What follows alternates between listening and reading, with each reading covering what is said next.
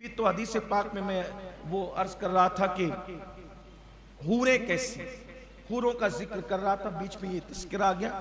بلکہ حدیث پاک میں بھی آتا ہے کہ جب دروازوں سے جائیں گے جنت میں جنتی، تو جنتی دروازے چرچرانے لگیں گے لوگوں کے وزن کی وجہ سے، لوگوں کی کثرت کی وجہ سے چرچرانے لگیں گے، اور اس میں ہر قسم کے جواہرات کے محل ہیں، اور ان محلوں کی شان یہ ہے کہ ان کا حسن باہر سے بھی نظر آتا ہے۔ یعنی آپ کوئی بھی عمارت دیکھیں، جیسے ہماری یہ مسجد دیکھیں کتنی خوبصورت بنی اپنا مرکز، لیکن باہر کھڑے رہے تو اندر نظر نہیں آئے گا، اور اندر کھڑے رہے تو باہر کا حصہ نظر نہیں آئے گا۔ لیکن جنت کی خوبصورتی یہ ہے کہ سبحان اللہ وہ ایسا صاف و شفاف ہے کہ باہر کھڑے رہے تو اندر کا پورا حصہ نظر آئے، اور باہر اندر کھڑے رہے تو باہر کی پوری عمارت نظر آئے، اندر سے ہی نظر آئے۔ جیسے ہم یہاں کھڑے ہیں گنبد نہیں دکھتا، اوپر کا حصہ نہیں دکھتا، لیکن جنت میں ایسا نہیں ہوگا۔ اندر ہے تو اوپر کا پورا حصہ نظر آئے گا، اور باہر ہے تو اندر کا پورا حصہ نظر آئے گا۔ اور جنت بنے گی کیسے؟ اس کی دیواریں سونے اور چاندی کی، دنیا کا سونا چاندی نہیں، جنت ہی کا سونا چاندی، سونے اور چاندی کی اس کی دیواریں، یعنی اینٹیں سونے کی اور چاندی کی اینٹوں سے بنی ہیں، جنتی اینٹوں سے، اور جو اس میں گارا ہے، ایسے ہم لوگ اینٹیں رکھتے ہیں تو جوڑنے کے لیے گارا رکھتے ہیں نا، سیمنٹ کا، مٹی کا، پہلے لوگ جو ہے وہ اس کو چونے کا اور گڑ کا، الگ الگ چیزوں کا گارا رکھتے تھے۔ جنت میں اینٹوں کو جوڑنے کے لیے جو گارا ہے وہ مشک کا گارا ہے، مشک کا۔ ایک اینٹ سونے کی ہے، ایک اینٹ چاندی کی ہے، اور اس کی زمین جو ہے وہ زعفران کی ہے، زعفران۔ ابھی آج کل زعفران کتنا مہنگا ملتا ہے، بلکہ زعفران نہیں ملتا، زعفران کے اندر لوگ کیا کرتے پتہ ہے؟ وہ اپنے یہاں جو کلی کا جھاڑ ہوتا ہے، کیا بولتے ہیں اس کو؟ کلی کا جھاڑ سمجھتے ہیں نا، وہ لال پھول والا، تو لال پھول کے اندر نہیں وہ اگے رہتے ہیں، اس کو سکھا کے اس کے اندر گھسا کر کے لوگ زعفران کے نام پہ بیچ دیتے ہیں۔ زعفران بہت کم ملتا ہے، جو وہ میں نے کشمیر سے جو وہ زعفران منگایا اور پھر مالیگاؤں سے کسی دکان کا رکھا، تو مجھے ایسا لگا کہ اب تک تو اپنے دھوکے ہی کھا رہے تھے۔ اس کی جو وہ ڈھکن کھولا تو خوشبو پورے کمرے میں مہکنے لگی، کشمیری زعفران۔ تو زعفران دنیا کا زعفران ایسا ہے تو جنت کا زعفران کیسا ہے؟ اور وہ زمین ہے، زعفرانی زمین، زعفران کی گھاس اس میں اگی ہوئی ہے، اور زعفران کی زمین ہے۔ اس کی جو کنکریاں ہیں، کنکریاں پتھر کنکر نہیں ہیں، بلکہ کنکریاں جو بچھی ہوئی ہے تو وہ موتی اور یاقوت کی کنکریاں ہیں۔ میرے اللہ نے کیا انتظام کیا ایمان والوں کے لیے! لوگ پاگل ہیں، دنیا دنیا دنیا کے کتے بن کر کے پھر رہے۔ حضور علیہ السلام نے فرمایا دنیا مردار ہے اور دنیا دار کتوں کی طرح ہے، جنت کی طرف بڑھو، جنت جنت ہے، ہمیشہ کی جگہ ہے، دار عقبہ ہے، دار آخرت ہے، اور بہت مشکل نہیں ہے، حاصل کرنا آسان ہے۔ تو جنت کی جو کنکریاں ہیں وہ موتی اور یاقوت ہے۔ اور ایک روایت میں ہے جنت عدن جو ہے، اب جنت کے مختلف نام ہیں، جنت نعیم، جنت عدن، جنت الفردوس، یہ جو الگ الگ جنتیں ارم، یہ سب جنتوں کے نام ہے۔ تو اس میں سے ایک ہے جنت عدن۔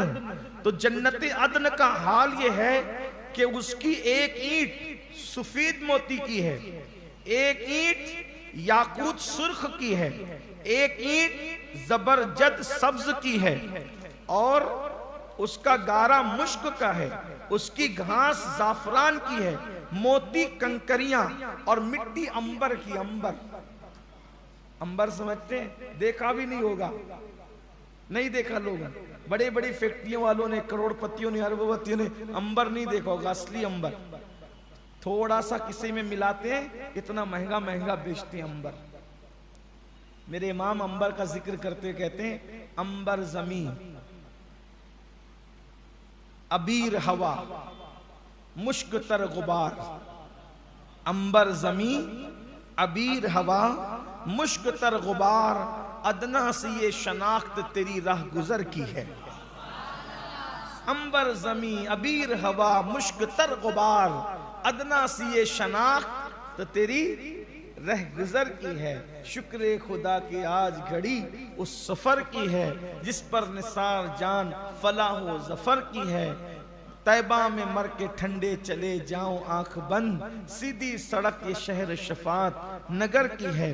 تو اس کی مٹی انبر کی ہے، اور جنت میں ایک ایک موتی کا خیمہ ہوگا، یعنی جنت میں موتیوں کا خیمہ، موتیوں نہیں بلکہ موتی کا خیمہ، جنت میں موتی کا خیمہ ہے، اور جو ایک موتی کا، اس میں کوئی پیلر نہیں، کوئی وہ نہیں، یہ نہیں، کچھ نہیں، صرف موتی کا خیمہ ہے۔ اور اس خیمے کے بارے میں حدیث پاک میں آیا ہے کہ اس کی بلندی، اونچائی اس کی، ایک خیمے کی 60 میل ہے، 60 میل۔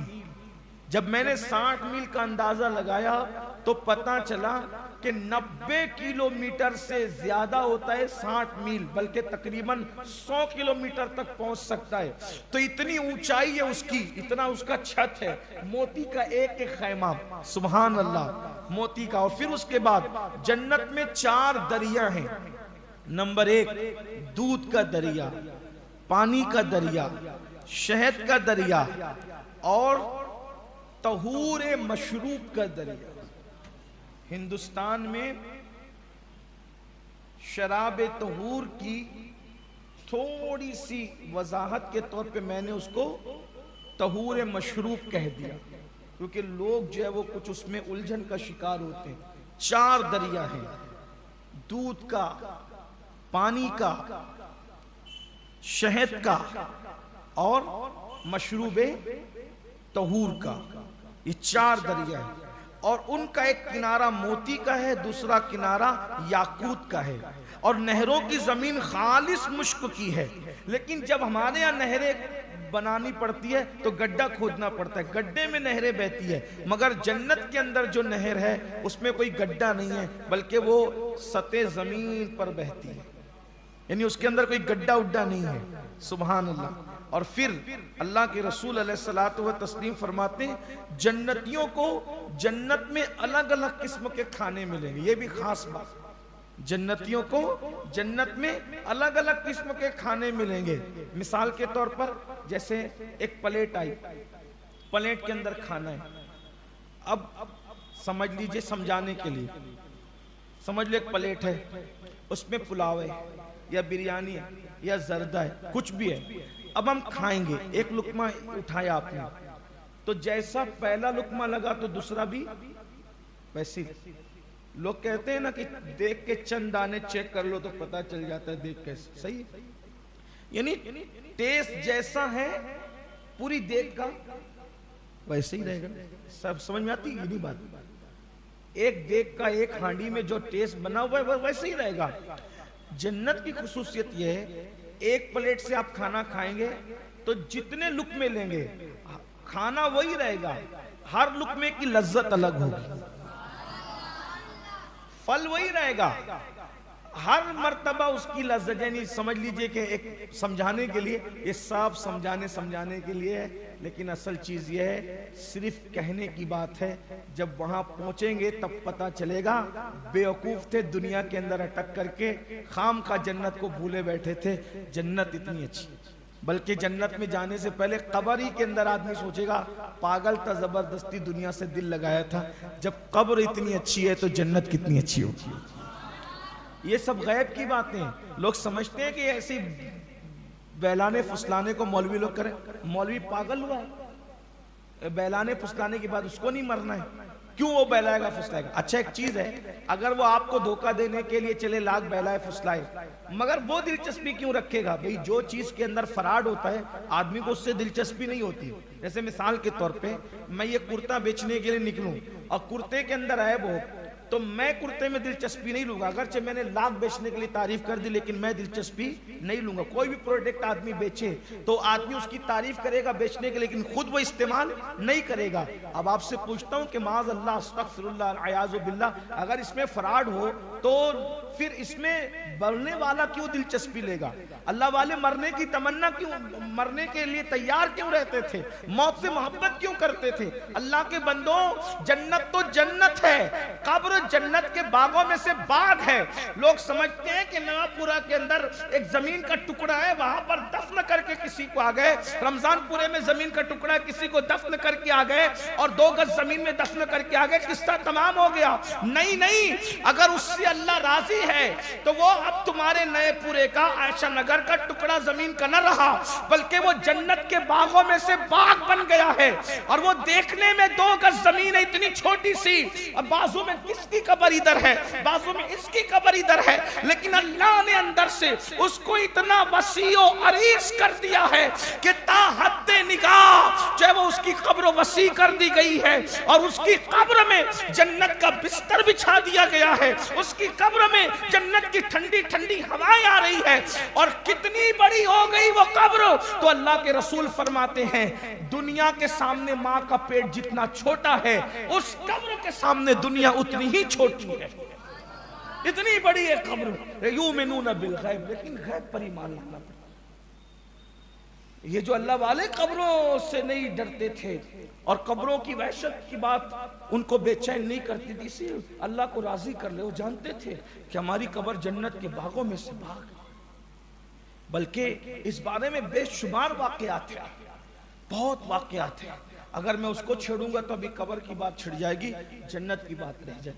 قبر کی بات آپ بار بار سن چکے, لیکن یہ بھی آپ کو بتاؤں کہ ہمارے یہاں صدیاں, 2 صدیاں, 5 صدیاں بیت جاتی ہے. قبر کا حال یہ ہے, وہاں پر ایک لمحہ یہاں کی کئی صدیاں ہیں. بلکہ عجیب و غریب واقعات ہیں. اگر آپ سنیں تو آپ کو قبروں کی دنیا میں دلچسپی ہو جائے, آپ قبروں کی دنیا پہ مر مٹنے کے لیے تیار ہو جائیں. لوگ کہتے ہیں کہ یہ مولوی لوگ زمین کے نیچے اور آسمان کے اوپر کی بات کیوں کرتے ہیں. میں کہتا ہوں کہ زمین کے نیچے اور آسمان کے اوپر کی بات ہی انسان کو زمین پہ سچا رکھنے کا سہارا بنتی ہے. ورنہ اگر زمین کے نیچے اور آسمان کے اوپر بات نہ کی جائے تو انسان بگڑ جائے. جو لوگ زمین کے نیچے اور آسمان کے اوپر کی باتیں نہیں کرتے, نہیں مانتے, دیکھو وہ کیسے فرعون بنے ہوئے, دیکھو وہ کیسے ڈاکو بنے ہوئے, کیسے چور بنے ہوئے, کس طریقے سے فراڈی بنے ہوئے. دیکھیں تو سن لے پھر جلدی, ٹائم بھی اب تکمیل کو ہے. تو عرض یہ کر رہا تھا کہ جنت میں کھانے بڑے لذیذ ہیں. تو جو بھی پھل ہوگا, پھل جیسے آم آپ نے لیا تو ہم آم لیتے ہیں, سمجھ لیجئے کہ یہ لنگڑا آم ہے, حافظ ہے, چوسا ہے, اسی طریقے سے جو ہے وہ دسہری ہے, ملیح آبادی ہے, الگ الگ سب نام ہیں آم کے ہمارے. تو بادامی ہے, توتا پری ہے, یہ سب آم, سب کا ٹیسٹ الگ ہے, یہ اللہ کی قدرت ہے نا. لیکن جب لنگڑا کھائیں گے تو پورا کھائیں گے تو اس کی لذت ایک ہی, سب کا کلر ایک, سب کی لذت.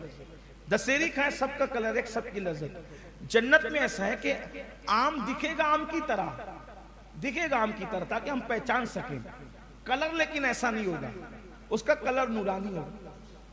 اس کے بعد سمجھ لو اگر آپ آم کی چسکی لے رہے ہیں تو آپ آم کی جتنی چسکیاں لیں گے ہر چسکی میں لذت الگ ہوگی ایک بار.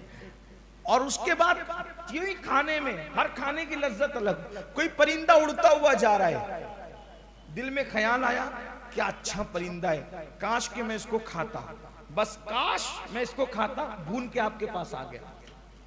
تمنا کی, ادھر تمنا کی, ادھر حاضر.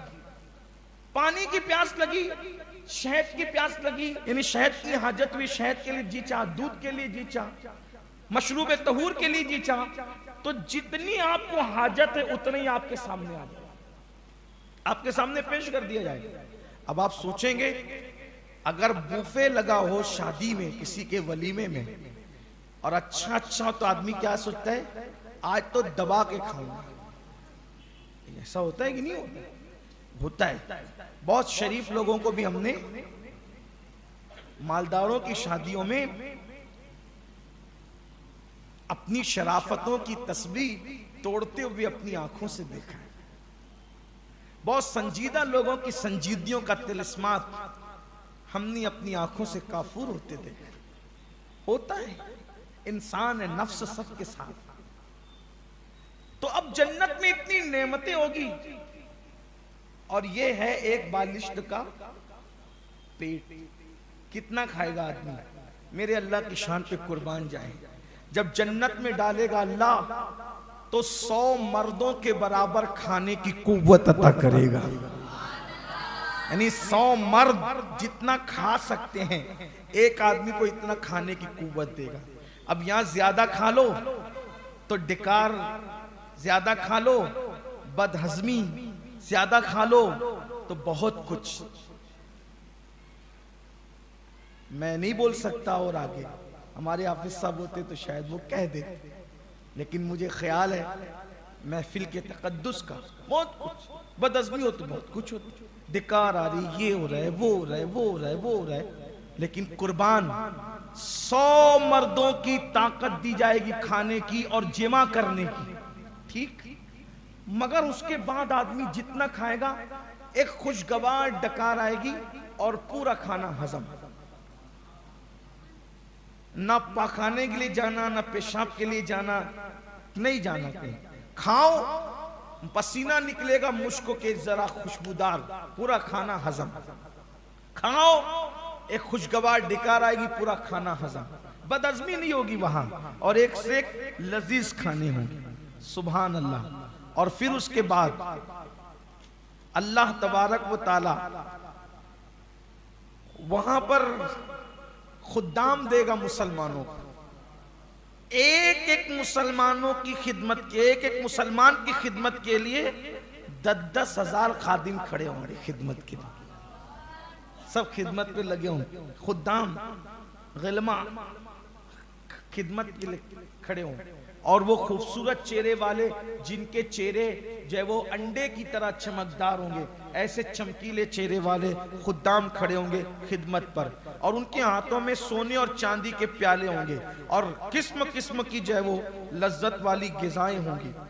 اور اس کے بعد پھر جو پہلا گروہ جنت میں جائے گا تو ان کا چہرہ ایسے روشن ہوگا جیسے 14ویں کی رات کا چاند، دوسرا گروہ جنت میں جائے گا تو اس کا چہرہ ایسے روشن ہوگا جیسے ستارے، اور ان کے اندر آپس میں کوئی بغض نہیں ہوگا، کینہ نہیں ہوگا، اور جو